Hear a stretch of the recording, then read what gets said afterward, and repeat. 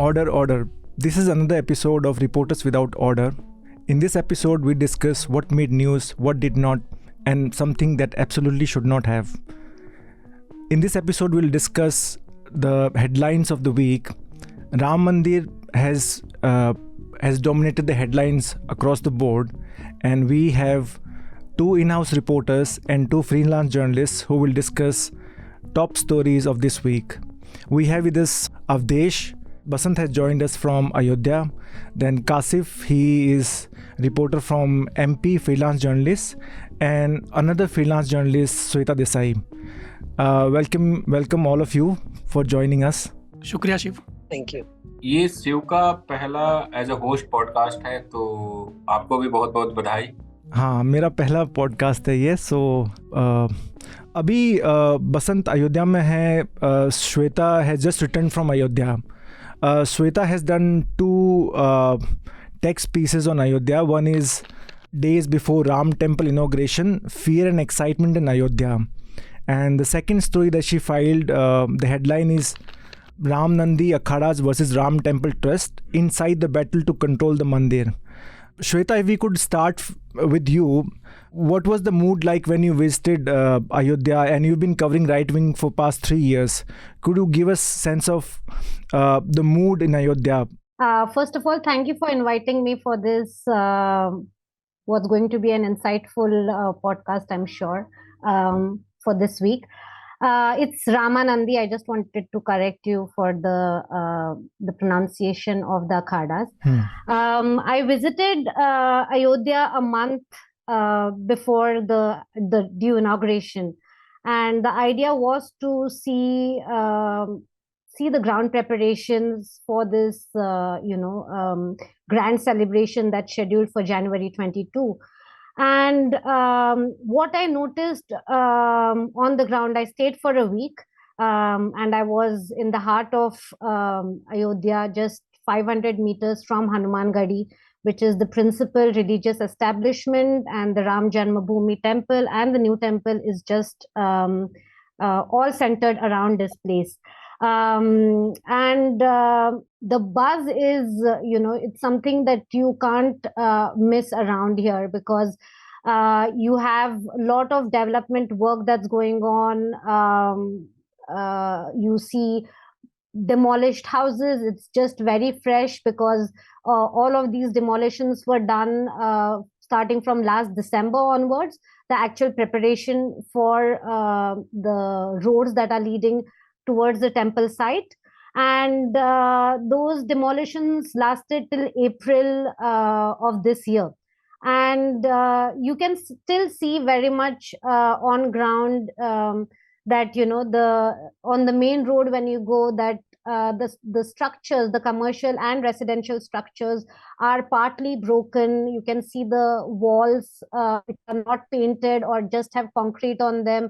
And then you also have this very well done, beautified outer facade. It's part of the government's initiative to give Ayodhya uniform look, and it's very much steeped into Hindu symbols, motifs. It's all Ramayana inspired. So that is what I saw on ground, and I was very, this is something that it doesn't leave your mind, because these are two very drastic images that you see. One is the demolished side, and one is this well done, beautified side. So अगर आप just इसके पीछे जाओगे ये setup के, तो आपको सच्चाई दिखाई देगी. And that's what I tried to do when I was on ground. I tried to just go behind the beautified image, the good looking part of it, and I discovered a lot of stories from here, because ऊपर आपको अयोध्या में सभी लोग बोलेंगे कि हम खुश है जो मंदिर बन रहा है, जो निर्माण हो रहा है, जो परिवर्तन आ रहा है. यू हियर, ये आपको 3 शब्द बहुत सुनने को मिलते हैं अयोध्या में, निर्माण और परिवर्तन का, विकास का. पर जब आप लोगों से बात करते हो तब आपको कहीं पता चलता है कि इसके पीछे एक लोगों में थोड़ी उदासी भी है, लोग काफी घबराए हुए भी है, क्योंकि कोई ये नहीं चाहता कि इसको हम अगर हमारी कंप्लेंट्स करेंगे तो हमको देखा जाएगा कि हम मंदिर के खिलाफ है। तो लोग बहुत कॉन्शियस है यहाँ पे उस तरह से बात करने के लिए। और क्योंकि यूपी की जो करंट सिचुएशन है, we've seen that that FIRs can be filed against people who oppose in any way, or they'll be arrested, or there would be even bulldozer. And people actually gave me these examples कि हमको हमारे घर पे bulldozer नहीं चाहिए, इसीलिए हम ज्यादा बात नहीं करना चाहते. So that is one story that I tried to catch this mood of the excitement that's there because of the temple. It also marks the end of the conflict that the locals have been seeing almost since 1949 now. Generations have passed through this. So people are definitely relieved that the temple is made. The conflict is going to be over for once and all on whether it will be a mosque or a temple. But I think under the surface there is a lot of discontentment, and you can just see that if you were to go and talk with the locals there, if you were to just spend time over a cup of chai, and people will tell you their stories about the inadequate compensation that they have received, about that there is no land anymore in main Ayodhya to buy for them. That many of them are facing the prospects of getting evicted from Ayodhya, because from the main Ayodhya, because almost all of land, or we can say majority of the land which is there in Ayodhya is नजूल की जमीन जिसको बोलते हैं, government land है, जो काफी लोगों के पास लीज पर है on like for long duration. So they don't have any rights on them, but they've been living here and doing their small businesses from decades. So this is ये एक तरह से लोगों के पेट के ऊपर कुराड़ी है जैसे बोल सकते हैं हम. और लोगों को अभी ये डर है कि जिस तरह से और ये एक्सपेंशन होगा और ये विकास का, it's a 10-year 20-year plan. There are development plans on Ayodhya till 2049. So lot of development is yet to come, and there is a genuine fear in people that that all of those who've been living in the proximity of the temple are going to lose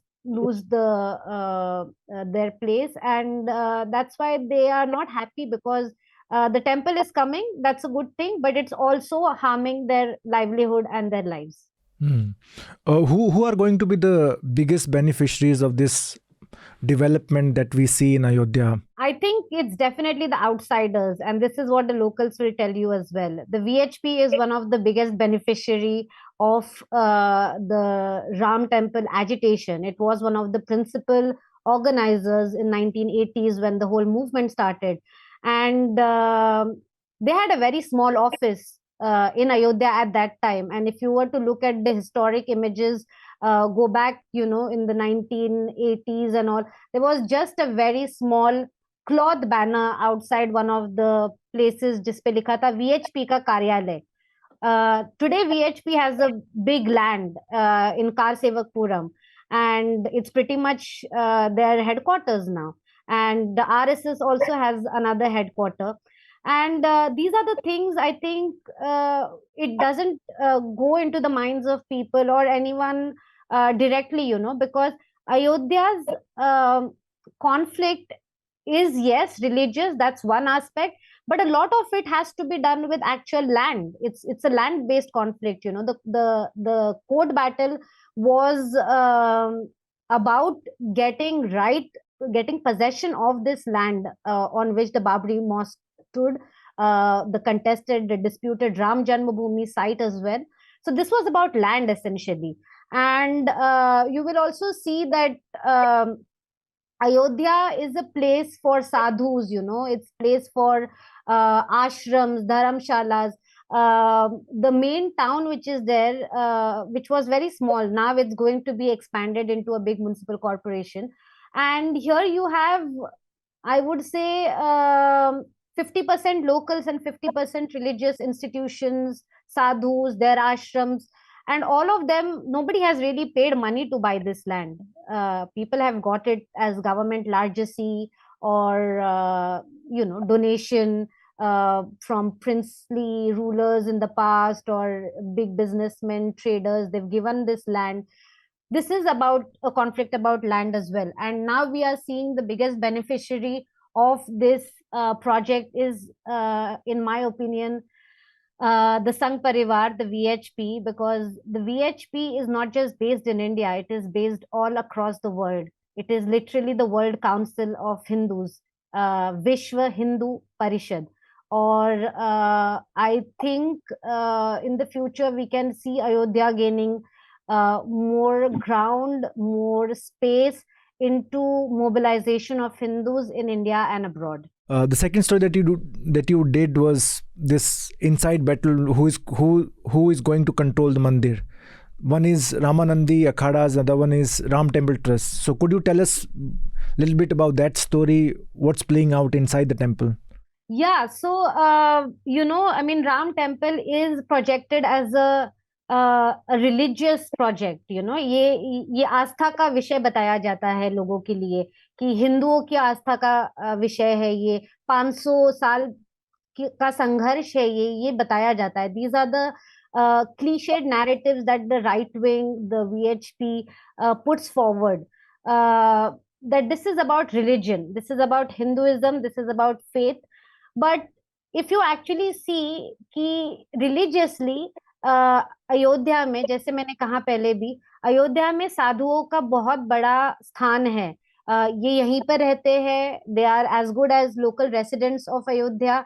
And they are influential because the town's economy is connected with these temples. There are other religions as well.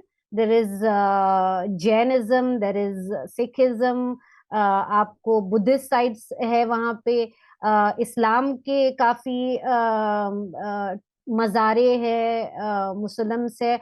But the main or the majority of the economy of this town functions on these ancient temples which are there. तो ये religious aspect है अयोध्या का. और इस पूरे संघर्ष की शुरुआत जो है ये अखाड़ोज ने किया था. ये अखाड़े in the 1850s, one of the mahants had erected a platform next to the Babri mosque, saying that this is the place where Ram was born, this is the birthplace of Ram. और इसको इस जगह को बोलते हैं राम चबूतरा. तो राम चबूतरा is a significant structure inside this temple precinct now.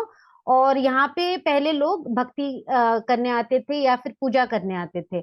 So Nirmohi Akhada claimed that this is their initiative. They have erected this and it should be recognized and it should be given due importance as a religious place of worship. Since then, and that was how the first petition was also filed in the courts. That was way back in the 1850s. And since then, the conflict has persisted low-key. It would sometime blow hot, sometime blow cold. But that is how it has persisted from the 1850s onwards until 1949, when the Ram Lalla idol was actually installed inside the mosque, and then the conflict blew up. So there have been various phases that this whole Janmabhoomi agitation has gone through. And journalist Dhirendra Jha has written in detail about all of these issues. His book Ayodhya the Dark Night is a scholarly exploration, investigation of the event of 1949 and the Hindu Mahasabha at that time, which is the precursor to the current right-wing movement that we see. And the BJP itself was crucial. It was their plan to install the statue secretly inside the temple, is what we know now about all these details. So 1949 को जब मंदिर में ये रामलला का idol रखा गया मस्जिद में, जी मस्जिद में, इसका जो देखभाल है और जो पूजा अर्चना जो है, जो रिलीजियस एस्पेक्ट्स है वर्शिप की, ये निर्वाणी अखाड़े के अंतर्गत थी. Abhiram Das, the priest who installed the statue, belong to Nirvani Akhara. And उसके बाद में जितने भी प्रीस्ट आए हैं वो सभी इधर अभिराम दास के डिसाइपल थे सीधे, और इनको कोर्ट ने अपॉइंट किया था. And they all belong from Nirvani Akhara, including the current priest Satyendra Das, Mahant Satyendra Das.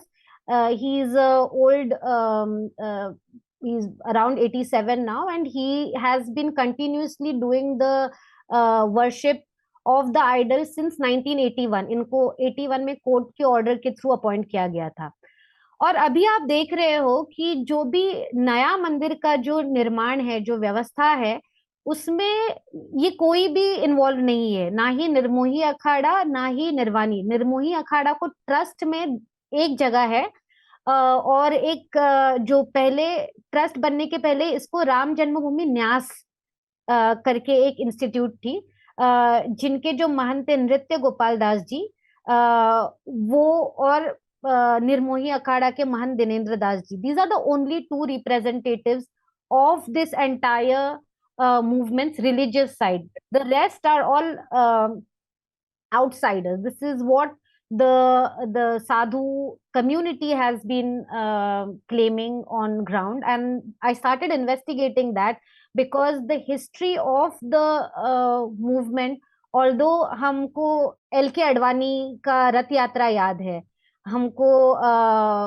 VHP ने जिस तरह से मंदिर मूवमेंट किया था, कमंडल मूवमेंट जो हुआ था, ये सारी चीजें याद है. But we have to understand that for such a movement to take roots in Ayodhya, it was crucial to have the support of the साधु समाज. अगर इनका सपोर्ट नहीं होता तो शायद ये सिर्फ एक पॉलिटिकल मूवमेंट रह जाता राम जन्मभूमि का. और अगर ये सिर्फ पॉलिटिकल होता तो इसको अयोध्या के बाहर या बाकी जो पूरे देश का जो समर्थन मिला वो शायद उतना नहीं मिलता, क्योंकि ये सिर्फ एक पॉलिटिकल स्टंट रहता. But because this movement received the kind of support and backing from the religious side, from the political side, from the civil society, from every corner, that is what the VHP has also said. This is, ये पूरे जनमानस का संघर्ष है, ये सिर्फ हमारा नहीं है.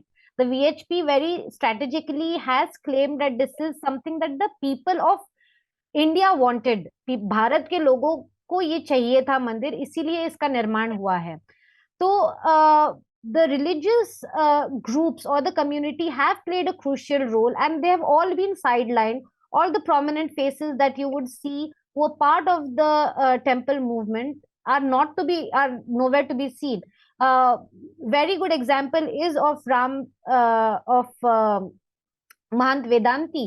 And you know, इनका आप कोई भी पुराने आप वीडियोस देख लो राम जन्मभूमि के, और या फिर आप फोटोज देख लो, he is there prominently on all the stage, and he is now discarded. So there is a feeling of betrayal in the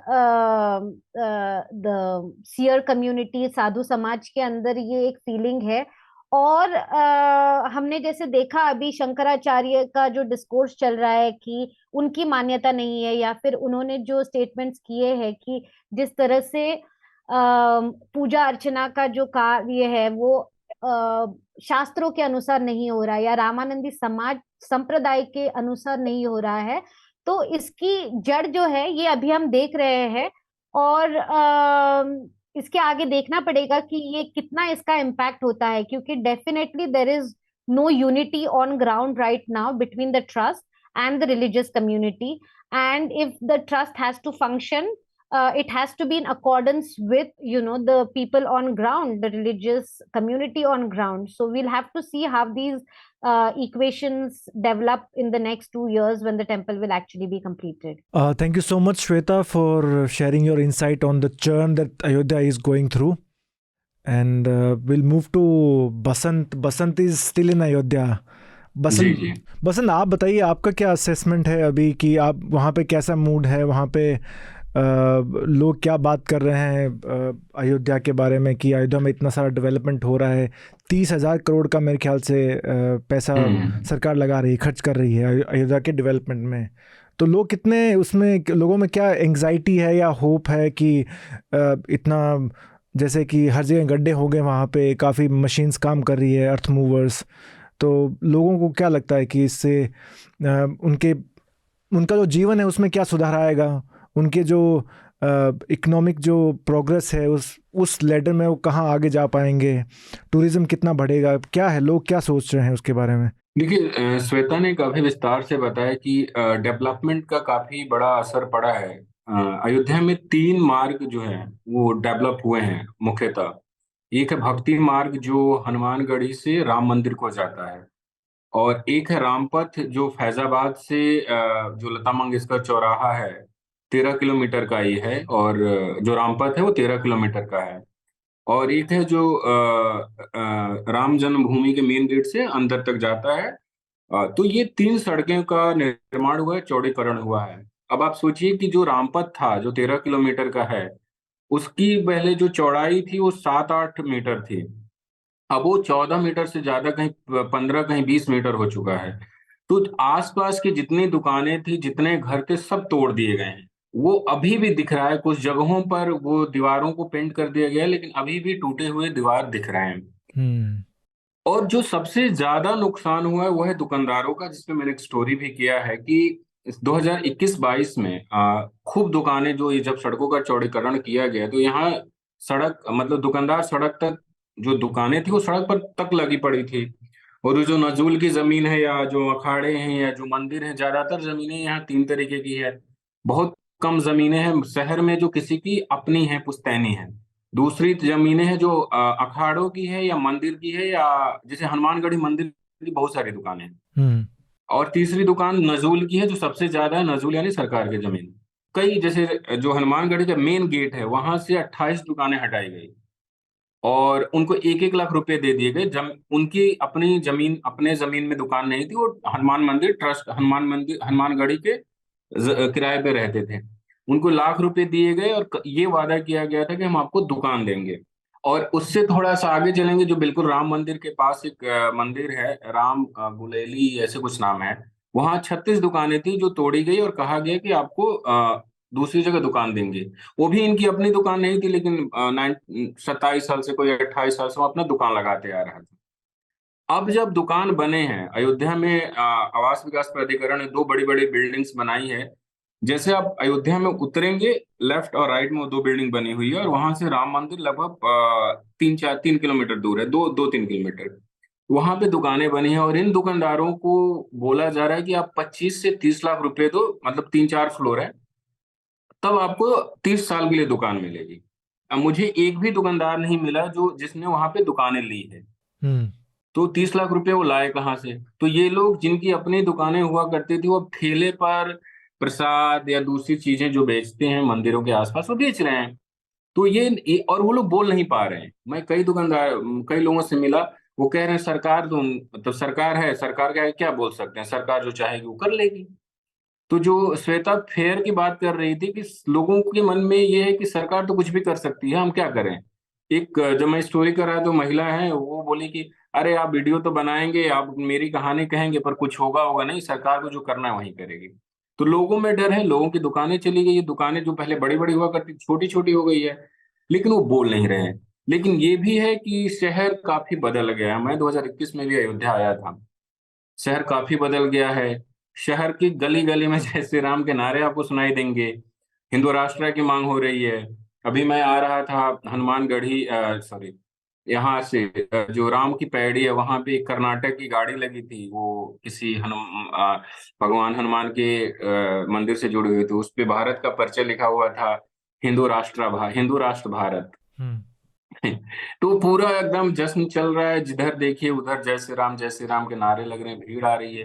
भीड़ उतनी बहुत ज्यादा नहीं है, पहले भी आती थी, लेकिन भीड़ में एक तेज देखी जा रही है, चिल्लाहट देखी जा रही है, बसंत उमंग देखा जा रहा है। बसंत एक मिनट आपको इंटरप्ट करूंगा। जैसे आप बता रहे हैं कि हिंदू राष्ट्र के हिंदू जैसे जय श्री राम के नारे लग रहे हैं हर गली में, और हिंदू राष्ट्र के नाम से आपने देखा कि कर्नाटका गाड़ी है।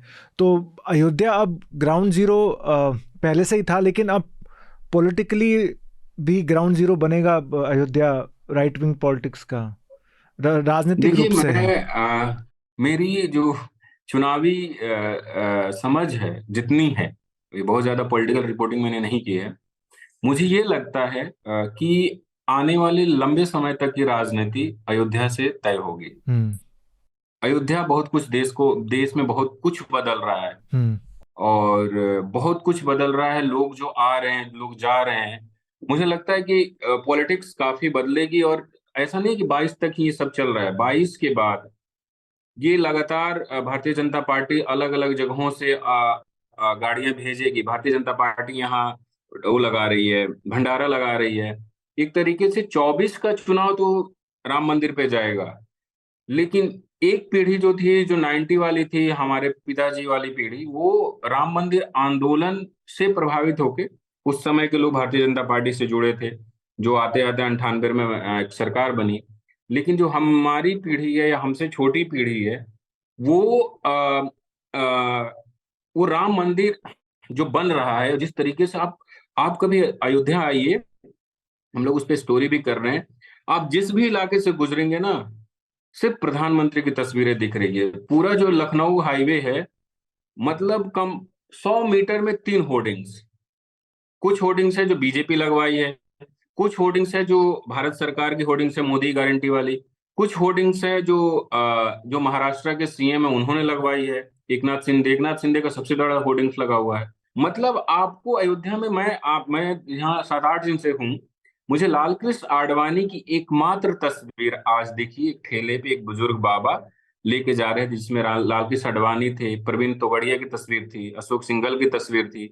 मुझे अभी तक पिछले 8 दिन हो गए, 7-8 दिन हो गए, एक जगह लाल कृष्ण आडवाणी की तस्वीर नहीं दिखी। तो जो मतलब आप कहीं भी जाइए अयोध्या में, किसी भी कोई एक जगह आपको नहीं मिलेगी। मतलब अगर आप 2 मिनट चल रहे हैं तो आपको प्रधानमंत्री की 10 तस्वीरें देखेंगे। इस तरीके से मार्केटिंग हो रहा है। तो ये आने वाले समय में अयोध्या भारत की राजनीति को लंबे समय तक तय करेगा। हम्म। आप देखिए कि जो लोग यहाँ पे जमीनें खरीद रहे हैं ना, सेव, हम्म। वो बाहर के लोग हैं। हम्म।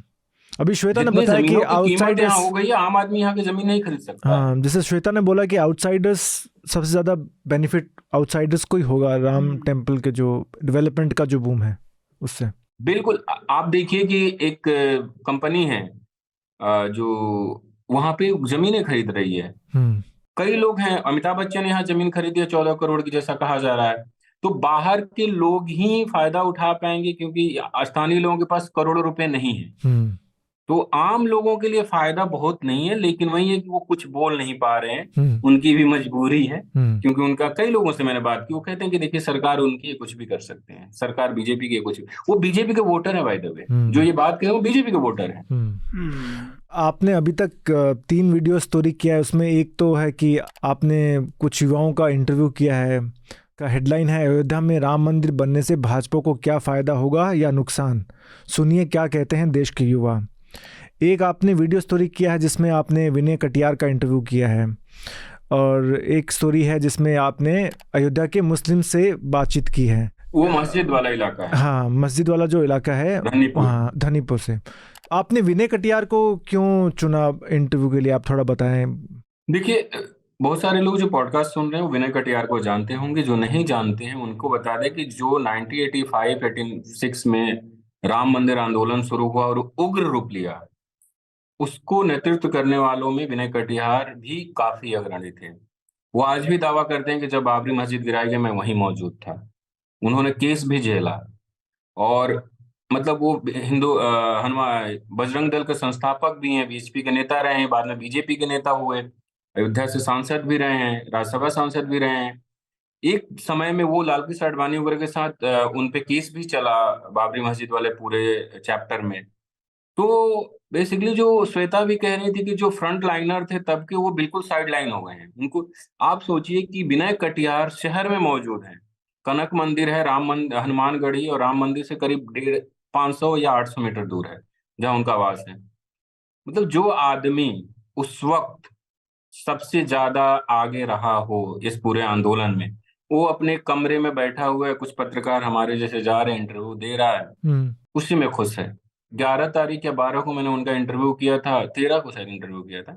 11 तक खबर ये थी कि उनको न्योता नहीं मिला है, निमंत्रण पत्र नहीं मिला है। बाय द वे उनका कहना था मुझे पहले ही मिल गया था। मैंने पूछा कि आप एक्टिव नहीं है, बोला नई पीढ़ी कर रही है। मैंने बोला आप उपेक्षित महसूस कर रहे हैं, कह रहे हैं नहीं। तो लेकिन अंदर की बात यह है कि जो उस वक्त की पीढ़ी थी उनको बिल्कुल साइडलाइन किया गया है। इनफैक्ट इसके पीछे सबसे बड़ी वजह है कि प्रधानमंत्री नरेंद्र मोदी के चेहरे को स्टेब्लिश किया जाए। लाल कृष्ण आडवाणी अगर लेटर लिखते हैं उसमें भी वो प्रधानमंत्री की तारीफ करते हैं। आप जो राम के नाम का वो जिक्र कर रही थे, आप राम के नाम देखिए, बहुत सारे लोग थे इस पूरे आंदोलन के दौरान, पर वो कहीं नहीं है। हम्म। तो इसलिए मैंने उनको चुना कि वो क्या कह रहे हैं, वो कैसा फील कर रहे हैं। उमा भारती शायद आने वाली है, नहीं आने वाली है। उमा भारती उस वक्त सबसे विवादास्पद बयान उनके भी आ रहे थे। हम्म। तो यही है, इसलिए मैंने उनको चुना। आप मस्जिद का बताएं कि मस्जिद का निर्माण कहाँ तक, क्या प्रोग्रेस है उसमें, और वहाँ के जो मुसलमान समुदाय के लोग हैं उनका क्या कहना है? देखिए, जब 2019 में सुप्रीम कोर्ट ने अपना फैसला सुनाया और विवादास्पद जमीन दे दी हिंदू पक्ष को, तो कोर्ट ने कहा कि आप 5 एकड़ जमीन मुस्लिम पक्ष को दें मस्जिद बनाने के लिए। ठीक है। कई सारे लोग इस पे नाराज हुए थे कि जब जमीन नहीं लेना चाहिए, लेना चाहिए। हालांकि फैजाबाद से, अयोध्या से 25 किलोमीटर धन्नीपुर एक जगह है, वहां पे जमीन दी गई 5 एकड़। 3 साढ़े 3 साल हो गए जमीन दी हुए, एक ईंट तक नहीं वहां गड़ा है। चारों तरफ से भले ग्रिल और वायर की बाउंड्री हो गई है, लेकिन वहां एक ईंट नहीं गिरा है, बालू का क्या कहते हैं, दाना नहीं है, गिट्टी का एक दाना नहीं है। हम्म। क्योंकि आसपास मुस्लिम बहुल इलाका है, लोगों में नाउमीदी है, उनको लगता है कि नहीं बनेगा। हम्म। और तो हमने लोगों से बात की, तो जो ट्रस्ट के मेंबर हैं या जो थोड़े एक्टिवली मंदिर के प्रक्रियाओं में इन्वॉल्व हैं, तो उनका कहना था कि सरकार पहले जो प्रोसेस है, प्रोसेस के जरिए लेट करवाई। जैसे कि वो एनओसी देना, एनओसी समय पे नहीं मिला, 15-15 एनओसी मांगा जा रहा है। जमीन को डाइवर्ट कराना है कृषि से कृषि में, तो ये तमाम चीजें हुई। जो बाकी मुख्य कारण है, जो मंदिर ट्रस्ट के जो मस्जिद के फाउंडेशन बनाए, इंडो इस्लामिक कल्चरल फाउंडेशन यही नाम है, मैं थोड़ा मिस कर रहा हूँ अगर, तो उसके जो प्रवक्ता है उन्होंने मुझे बताया, जो हमने वीडियो में यूज भी किया है, कि मस्जिद नहीं बनने के पीछे सबसे बड़ी वजह है फंड की कमी। उनके पास फंड नहीं है, डोनेशन नहीं है। उनका कहना था कि हम मस्जिद ही नहीं बना रहे हैं, एक कैंसर हॉस्पिटल, एक लॉ यूनिवर्सिटी, एक सर्व समाज भोजनालय और एक और कुछ बना रहे हैं। तो हमारा ये पूरी कोशिश है और हमारे पास अभी पैसे नहीं है कि हम बनाएं, तो इसीलिए मस्जिद नहीं बन रही। अभी तक एक ईंट नहीं गड़ा है। पहले जो मस्जिद का वो आया था, नक्शा आया था, उसे बदल दिया गया है, नाम भी बदला जा चुका है, लेकिन बना कुछ नहीं है और लोगों को उम्मीद भी नहीं है। कुछ लोग तो उन्होंने कहा कि हम चाहते भी नहीं कि हम मस्जिद बने। अयोध्या में ये है कि अयोध्या का अगर आप देखें, जितनी भी स्टोरीज हैं, अयोध्या का जो मेन जो फोकल पॉइंट बोलते हैं कि ज़मीन है, ज़मीन ही लोगों को, कुछ लोग हैं जो थोड़े आशान्वित हैं कि ज़मीन उनको कुछ करके देगी, और कुछ निराश हैं तो भी ज़मीन के कारण निराश हैं। यहाँ अभी जमीन कहते हैं ना कि सबसे इंपॉर्टेंट चीज है। मंदिर वंदिर तो बन रहा है, मंदिर है, पर सबकी नजर जमीन पे है, क्योंकि मंदिर बनने से सबसे ज्यादा जो चीज महंगी हो रही है वो जमीन हो रही है। हमारी भी नजर है। हमने पिछले बार जब अयोध्या से हमने ऋषिकेश उपाध्याय, उनके भांजे दीपक उपाध्याय, अनिल मिश्रा, इन तमाम लोगों की स्टोरी की थी। उसके बाद जब हम इस बार आए हैं तो हम लैंड पे की स्टोरी, एक नहीं 2-3 स्टोरी कर रहे हैं, जो शायद जब ये पॉडकास्ट आए तब तक आ जाए। लेकिन स्टोरी ऐसी है कि उसमें इन्वेस्टिगेशन चल रहा है, तो हम अभी कुछ बता नहीं सकते किस परिणति पे स्टोरी पहुंचेगी। लेकिन यहाँ है कि यहाँ जमीन की बहुत मारामारी है। सरकार खुद भी जमीन खरीद रही है, प्राइवेट लोग खरीद रहे हैं। आप दिल्ली से लोग आके खरीद रहे हैं, मुंबई के लोग खरीद रहे हैं, गुजरात के लोग खरीद रहे हैं। तो यहाँ जमीन के लिए बहुत मारामारी चल रही है, मुंह मांगा दाम दिया जा रहा है। तो यहाँ जमीन की काफी चल रही है। जिनकी नजरें जमीन पर हैं, आपकी नजरें उन पर हैं। ऐसा इसलिए है कि हम किसी से विज्ञापन तो नहीं लेते ना। हाँ। हम जनता के पैसों पे काम करते हैं, और हमारे स्पॉन्सर आप सब लोग हैं। तो लगे हाथ मैं आपको बता दूं कि मैं अभी अयोध्या में हूँ। मेरे साथ प्रियाली हैं जो मेरी साथ सहकर्मी हैं वो भी हैं, और श्वेता न्यूज लॉन्ड्री के लिए फ्रीलांस रिपोर्ट करके गई है। तो ये सब इसलिए मुमकिन हो पा रहा है क्योंकि आप सबका सहयोग है। न्यूज लॉन्ड्री का जो सेना प्रोजेक्ट है द न्यू अयोध्या, उसे अपना समर्थन दें, सपोर्ट करें, ताकि और जमीनी रिपोर्ट सपोर्ट करने के लिए newslaundry.com/सेना पर जाएं और अपने मन मुताबिक राशि चुनें, ताकि हम यहाँ स्टोरी कर सकें, आप तक खबरें पहुंचा सकें। उससे पहले भी काफ़ी सेना प्रोजेक्ट्स हुए हैं, ये सिर्फ सब्सक्राइबर की बदौलत है। और हम तो of course we want to say thank you to all our subscribers who have funded our NL projects. अब हम चलेंगे कासिफ के पास। कासिफ ने एक रिपोर्ट किया है आर्टिकल 14 के लिए। The headline reads Muslim teen gets bail after 151 days in MP case of spitting on Hindu procession, complainant witness deny police claims. Kashif, आपने ये स्टोरी किया है जिसमें काफ़ी टीवी मीडिया पे काफ़ी आया था, थूक जिहाद नाम से केस चला था, और आप बताएं कि ये स्टोरी क्या है और इसमें आपने क्या इन्वेस्टिगेशन किया है।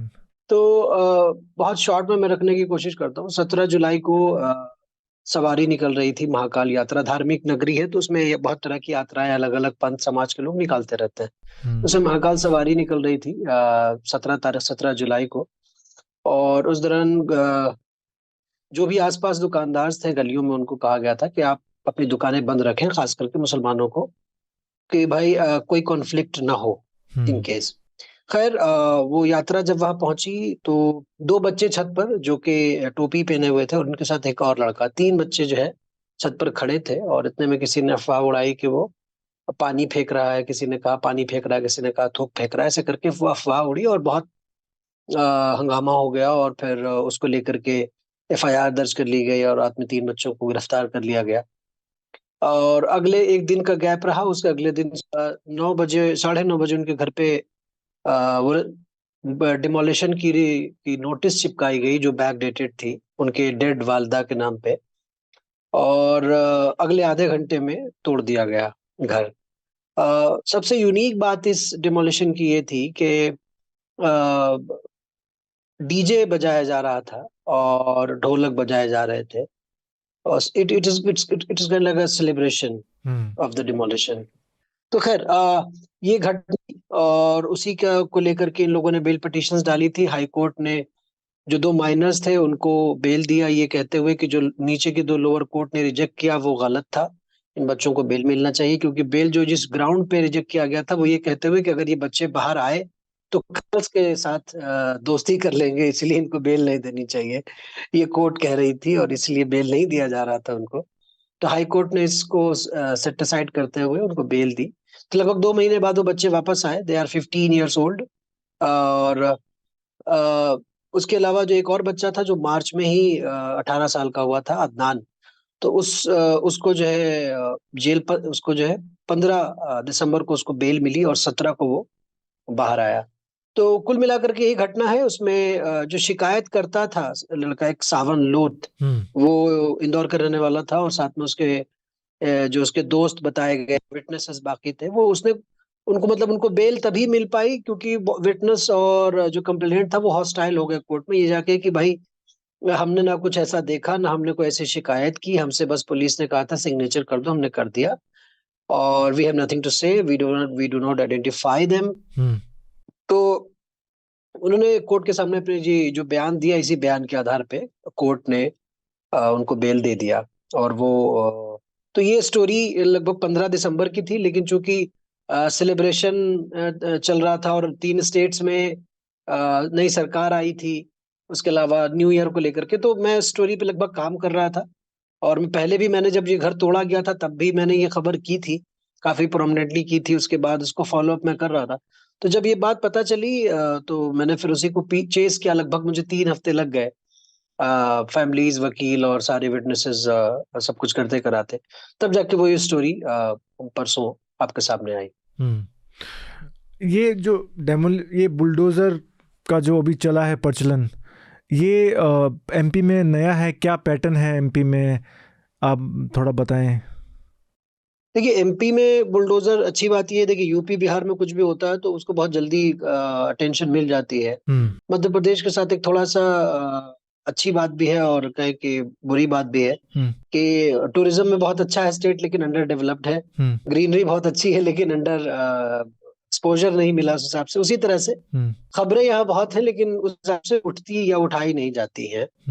और उसके सबसे पीछे जो बड़ी वजह है, जो मीडिया है यहाँ के लोकल्स, उनका जो बेंट ऑफ माइंड है वो थोड़ा सा मैं कहूँगा दिल्ली की मीडिया से बिल्कुल अलग है। They think differently, they act differently, they report differently. तो इस तरह की चीजें बहुत बड़े पैमाने पे घर टूटे हैं मध्य प्रदेश में। दरअसल बुलडोजर की शुरुआत यहाँ पे कमलनाथ की सरकार में हुई थी, जब वो कांग्रेस की सरकार आई यहाँ पे, और जो मिलावटों के खोरों के खिलाफ उन्होंने कार्रवाई शुरू की। तो उसमें घर तोड़े जा रहे थे, जो मिलावटखोर थे उन पे FIR दर्ज की जा रही थी, इन्हें से लगाए जा रहे थे। जब बीजेपी की सरकार आई मार्च 2020 में, तो उसके बाद से सिर्फ इतना ही हुआ कि बुलडोजर का मुंह जो है वो हल्का सा एक कम्युनिटी और की तरफ मोड़ दिया गया, और तब से वो चल रहा है। और अगर मैं उज्जैन की सिर्फ बात कर लूं जहाँ ये हुआ है, तो उज्जैन में ही कम से कम 1 दर्जन से ज्यादा मामले ऐसे हुए हैं जहाँ पे बुलडोजर है, पतंग, चाइना चीज, मांझा बेचने तक पे घर तोड़ दिए गए हैं। और उसमें जो सबसे यूनिक बात है वो देखने को ये मिलती है कि जो एक नेक्सस खड़ा हुआ है मीडिया, एडमिनिस्ट्रेशन और राइट विंग का, ये अनब्रेकेबल नेक्सस है जो ग्राउंड पे एक्टिवली काम करता है।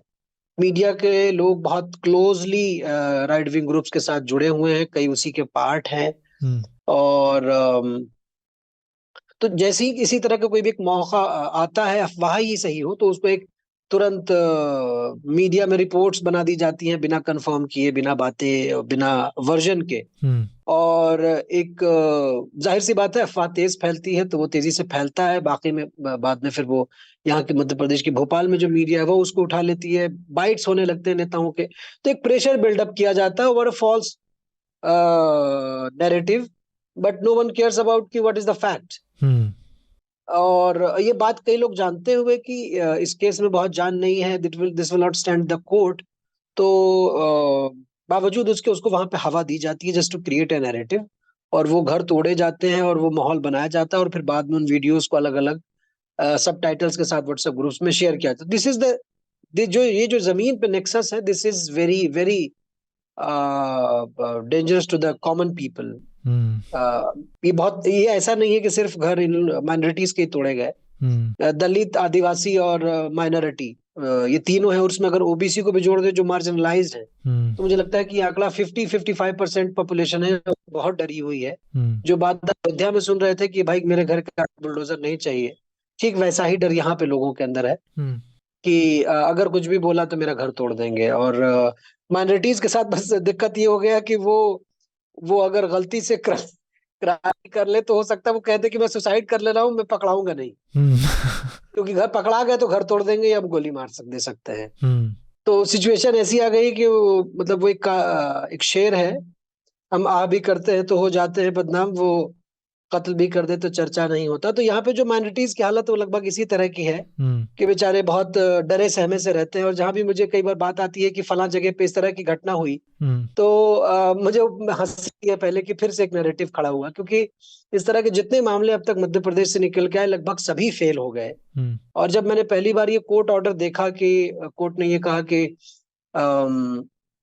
हाँ मतलब इनको बेल दी जाए और विटनेस हॉस्टाइल हो गया, तो मेरे लिए नया नहीं था। मतलब I was in this under the impression कि हाँ ऐसा ही कुछ आएगा, अगर कोर्ट ने बहुत बेसिक भी अगर सुना सर तो ऐसा ही जवाब आना चाहिए। तो मुझे लगा कि मैं शॉक नहीं था मैं कि इस तरह का रिजल्ट आया या कोर्ट ने इस तरह का ये दिया, क्योंकि केस उसी तरह के बिल्डअप होते हैं। आपको ध्यान हो उज्जैन से एक और मामला हुआ था कि काजी साहब जिंदाबाद को पाकिस्तान जिंदाबाद कर दिया गया था एक मुहर्रम के दौरान, और खूब माहौल बनाया गया था। उसमें भी कोर्ट में जाके मामला गिर गया, कोई गवाह नहीं है, कोई सबूत नहीं है, कुछ प्रूफ को नहीं, but just to create a narrative. और ऐसा कई जगहों पे हुआ है। अक्सर ऐसी इस तरह की वीडियो आती हैं कि मतलब बोलता कुछ है और उसको पाकिस्तान करके चला दिया जाता है वीडियो को। हाँ मतलब उसमें कुछ भी नया नहीं है। अब मान लीजिए कांग्रेस नेताओं की कोई बाइट है, उसमें कुछ अपशब्द जोड़ करके चला दिया। अब किसी ने कहा मेरा बूथ सबसे मजबूत, उस पर कुछ अपशब्द लिख करके चला दिया। अब इसका क्या करेंगे आप? देयर इज नो तो वो काजी साहब जिंदाबाद, भीड़ से आवाज आ रही है, उसको पाकिस्तान जिंदाबाद करना is not a big deal. ठीक उसी तरह जैसे जेएनयू में हुआ था डॉक्टर वीडियो चला करके. और the way these people work in Delhi, similarly the local media works to fan these rumours, like the way they do in Delhi, the way do in local. So ये जो एक नेक्सस हर district में खड़ा हो गया है, so this is very dangerous. और mostly वो माइनॉरिटीज को टारगेट कर रहे हैं, लेकिन ऐसा नहीं कि सिर्फ माइनॉरिटीज है, उसमें दलित, आदिवासी और माइनॉरिटीज तीनों है. और उसमें दलित सबसे बड़े, आदिवासी और दलित ज्यादा बड़ी संख्या में है, क्योंकि उनकी आबादी 17% Dalit and 22% tribals. So they are accounted for around, and अगर माइनॉरिटी को भी मिला दें तो अंडर 50 हो जाते हैं. तो 50% population are under the always threat. और पहली बार ऐसा हुआ कि बुलडोजर का पिंच मध्य प्रदेश में अपर क्लास या ब्यूरोक्रेटिक क्लास को लगा, जब वो पेशाब कांड हुआ और प्रवेश शुक्ला का घर टूटा. That was the first time when the upper caste agitated against the bulldozer justice on social media and on the ground. If I could tell about Kashif, Kashif is a freelance journalist. He contributes to a lot of news platforms, including Al Jazeera, The Quint, The Wire. If I'm correct, if you want to add more platforms. No, it's perfect. Okay. It's a generous introduction. Another thing that I want to ask you about the story that you've done. Is it usual that whenever demolition is going to take place, I mean, it's a celebration, like people come with nagadas and everything, and then the bulldozers do their work? Is it usual, or it happens in odd cases? This is a pattern across the country. I think this is not new, that passing the lane of any religious place and start raising slogan, and then the other people get provoked, and they sometimes control themselves, or sometimes they just throw them under the bus.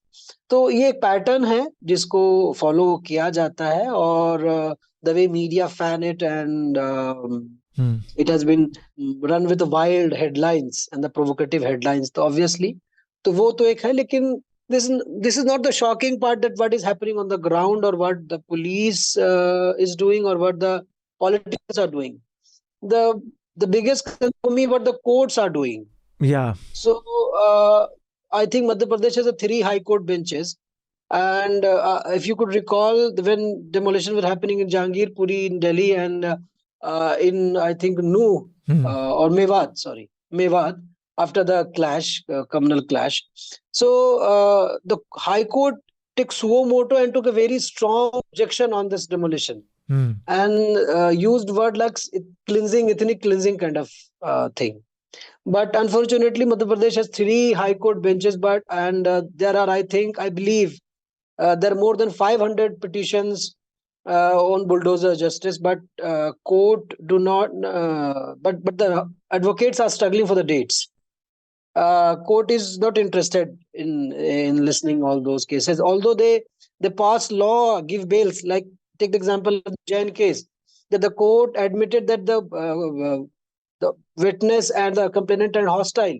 In cases where the witness and complainant turned hostile, court take strict or maybe impose fine on the complainant, or ask the police to take him to the task, or may just give a rapid lesson to police about the constitution. But Madhya Pradesh में ऐसा नहीं है. यहाँ पे court ने bell तो दिया, लेकिन कोई ऑब्जर्वेशन नहीं दिया.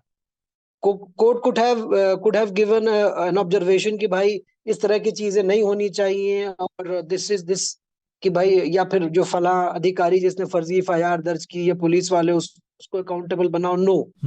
तो मध्य प्रदेश की कोर्ट थोड़ा सा इससे दूर रहना चाहते हैं, और I don't know the reason, but the court is completely sacked on the bulldozer justice, and this is what scares me most. अब हम अपना रुख करते हैं हमारे इन हाउस रिपोर्टर अवधेश, जो कि स्टूडियो में है. बाकी जो 3 रिपोर्टर्स जिनसे हमने चर्चा की वो जूम के थ्रू जुड़े थे.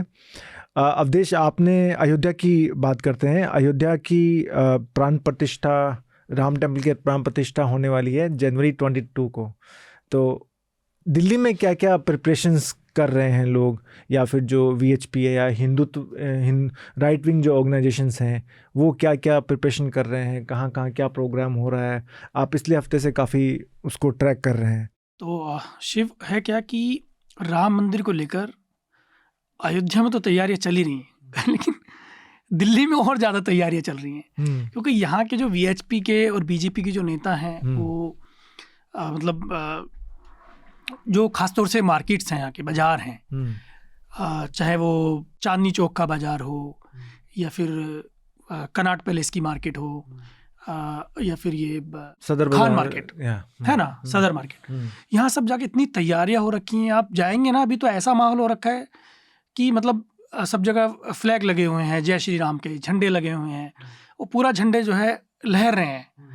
तो आमतौर पर हम देखते थे जब 15 अगस्त या 26 जनवरी होती थी, जैसे तिरंगा अपना लहराता है उस तरह से अब ये जो झंडे हैं वो लहर रहे हैं। वो पूरा लगता है कि आप किसी मार्केट चले तो पूरा जो वो बाजार है वो लग रहा है पूरा राममय हो गया है। तो कई लोगों से हमने बातें की इसके लिए, जैसे लोग घर घर जाके वीएचपी बीजेपी के लोग जुड़े लोग हैं वो घर घर जाके अक्षत जो है लोगों को दे रहे हैं, है ना, और वो इनविटेशन लोगों को बांट रहे हैं और वो दिए कुछ लोग दे रहे हैं और उनको बोल रहे हैं कि आप जो है दीपावली की तरह घर पर 22 तारीख को दीपक जलाइएगा।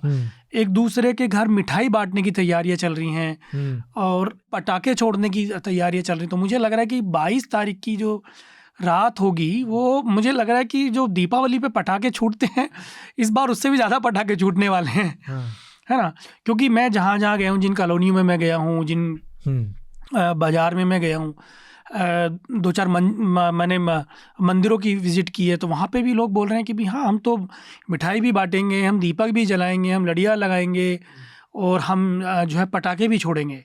तो तैयारियाँ बहुत बड़े स्तर पर चल रही हैं। जैसे खान मार्केट में गया, खान मार्केट एक बार जो है अब जानते बीजेपी के निशाने पर था, कैसे उसको खान मार्केट गैंग कह दिया गया था। खान मार्केट गैंग, हाँ, तो बड़ा चर्चित रहा ये 2019 के इलेक्शन के दौरान, तो खान मार्केट गैंग उसको कहा गया। तो जब हम वहाँ गए तो दिल्ली में सबसे पहले खान मार्केट ने जो है इस सेलिब्रेशन की तैयारियाँ की। जब मैं वहाँ गया खान मार्केट हमने देखा तो पूरा झंडियाँ लगी हुई हैं चारों तरफ जय श्री राम की। हाँ, अयोध्या से दूर एक आपने एक वीडियो स्टोरी किया है जिसमें कुछ युवा थे जो प्रोटेस्ट कर रहे थे, यहाँ दिल्ली में प्रोटेस्ट कर रहे थे जी।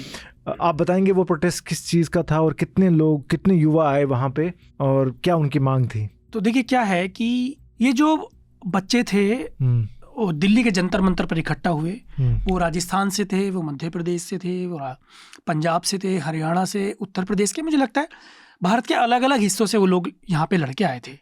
और उन लड़कों की डिमांड सिर्फ इतनी थी कि जो अग्निवीर या अग्निपथ जो योजना आई उससे पहले जितनी वैकेंसियाँ थी खासतौर से इंडियन आर्मी की, उस इंडियन आर्मी की वैकेंसी में उन लड़कों ने लिखित परीक्षा पास की। लिखित परीक्षा पास करने के बाद उन्होंने फिजिकल पास किया, मेडिकल पास किया। मतलब वो लड़के इंतज़ार कर रहे थे कि उनको अपॉइंटमेंट लेटर दिया जाएगा और अपॉइंटमेंट लेटर उनको नहीं दिया गया। और जब अपॉइंटमेंट लेटर नहीं दिया गया तो वो इंतज़ार करते रहे। इस बीच उन्होंने गृह मंत्री राजनाथ सिंह से मुलाकात की। बेनीवाल उसमें माध्यम थे, हनुमान बेनीवाल सांसद थे तत्कालीन उस समय के, तो वो भी राजनाथ सिंह से मिले थे। मिलके उन्होंने मांग की तो राजनाथ सिंह ने भी कहा था कि हाँ ठीक है, हम इस पर बात, मतलब हम इनको करेंगे, आपको ज्वाइनिंग लेटर दिया जाएगा। इस तरह की बातें वहाँ हुई थी, उनको आश्वासन दिया था बेसिकली। इसके अलावा राजनाथ सिंह की एक और रैली थी, जहाँ तक मुझे याद आ रहा है कि वो गोंडा में रैली थी। गोंडा में भी राजनाथ सिंह जब भाषण दे रहे थे अपना, तो इस बीच बच्चे चिल्ला रहे थे, कुछ युवाओं ने हाँ प्रोटेस्ट किया था। वो झंडे दिखाए या कुछ ऐसा? हाँ, झंडे तो नहीं दिखाए, वो मांग कर रहे थे, हमारी मांगे पूरी करो, हमारी मांगे पूरी करो, इस टाइप से वो बोल रहे थे। तो राजनाथ सिंह ने उस समय भी कहा था कि आप शांत हो जाइए, हमें आपकी चिंता है और हम कोरोना की वजह से लेट हुए लेकिन हम ये काम करेंगे। उनको तब भी आश्वासन दिया गया। लेकिन सच्चाई ये है कि वो सारी भर्तियां निरस्त कर दी गई, किसी को कोई मौका नहीं दिया गया। वो सारे लड़के परेशान हैं, कुछ की उम्र निकल गई। अब उनको होप थी कि मतलब उनका सिलेक्शन अब हो जाएगा, क्योंकि देखिए अपने आप में बड़ी चीज़ होती है कि लिखित परीक्षा पास करना। लिखित परीक्षा के बाद जो फिजिकल होता है वो अपने आप में काफ़ी टफ होता है, और फिर लास्ट स्टेज जो बचती है वो होती है मेडिकल। अब तीनों उनके पास हो चुके, तीनों के उनके पास लेटर हैं। तो वो लड़के बार बार वही, मतलब मैं उनसे बात कर रहा था तो बड़े भावुक हो गए थे। एक ने तो मुझसे बताया कि मेरा जन्मदिन था जिस दिन ये मतलब मेरा नंबर आया, मेडिकल पास हुआ, मुझे ग्रीन कार्ड मिला, मेरे घर में पहली बार मेरा जन्मदिन मनाया गया। हम मतलब गरीब परिवार के लोग हैं, हमारे घरों में जन्मदिन नहीं मनाए जाते, लेकिन मेरा उस दिन जन्मदिन था इत्तेफाक से, तो और मैं पास हुआ तो मेरे परिवार ने केक काटा, पहली बार मेरा जन्मदिन मना। तो वो बोल रहे थे वो पहला और आखिरी जन्मदिन था हमारा, क्योंकि उसके बाद मतलब वो सिर्फ प्रोटेस्ट में शामिल हो रहे हैं अपनी अलग अलग जगह, जहाँ भी उनको लगता है कि हमें ये बात सरकार तक पहुँच जाए या हमारी कोई सुन ले, वो अपनी मांगे पहुँचाने की कोशिश। लेकिन ये ऐसे कितने युवा हैं जिन्होंने सब जितने भी एग्जाम्स है वो क्लियर कर चुके हैं और उनको अपॉइंटमेंट लेटर का वेट कर रहे थे, कितने प्रभावित ऐसे युवा हैं?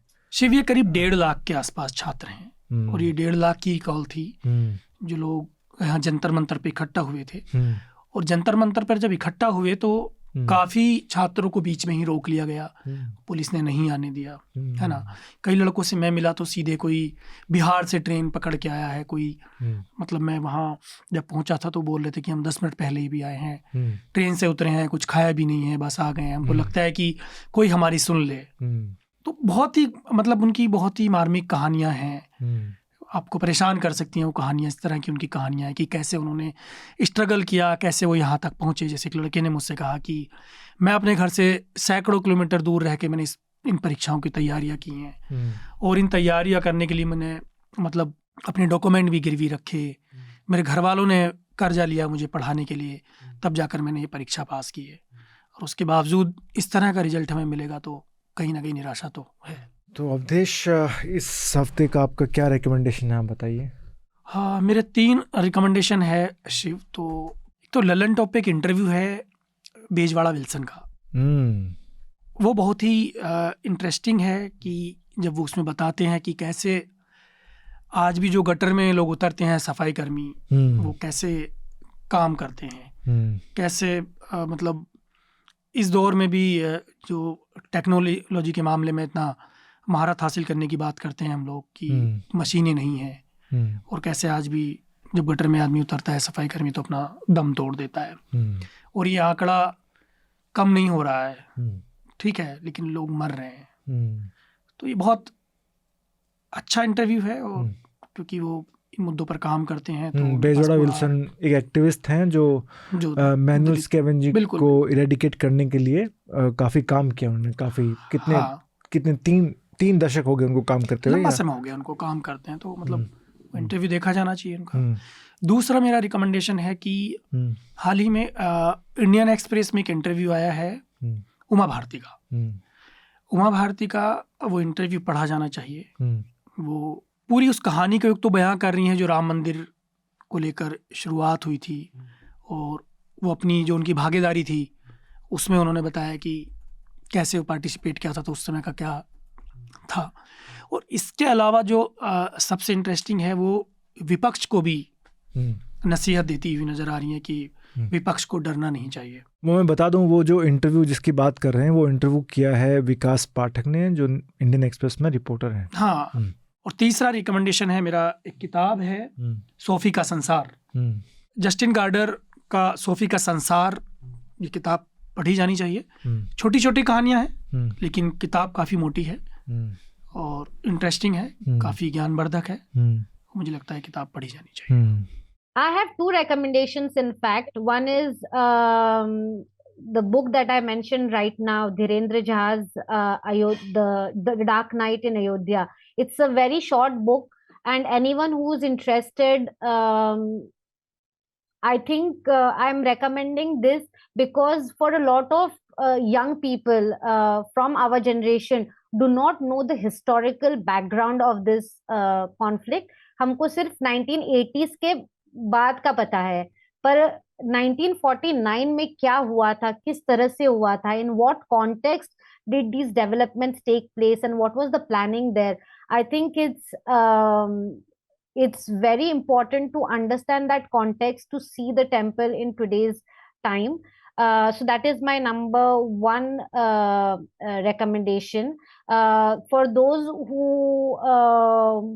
would like to see or have a visual recommendation, I would suggest Ram Ke Naam. It's Anand Patwardhan's documentary, and I think it absolutely catches the essence of what this whole politics is in such a beautiful way, that we have forgotten today what this, we are looking at the celebration part, but we have to somewhere remember that this was a criminal act that took place.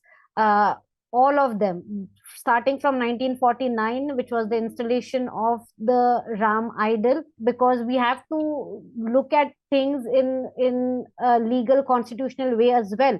And there was a police complaint filed, a court case started from this.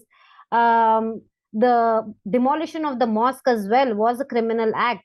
Unfortunately, all of this black stigma is being whitewashed, and it's being projected as a moment to celebrate, as a moment to be proud of. And so I would just say that, go back, just watch the documentary. It's freely available on YouTube. Ram Ke Naam. This is an apt time to watch this, and I think then people can reach their own conclusions. मेरा recommendation है कि श्वेता की श्वेता ने जो 2 report की है news laundry के लिए, उसे पढ़ें।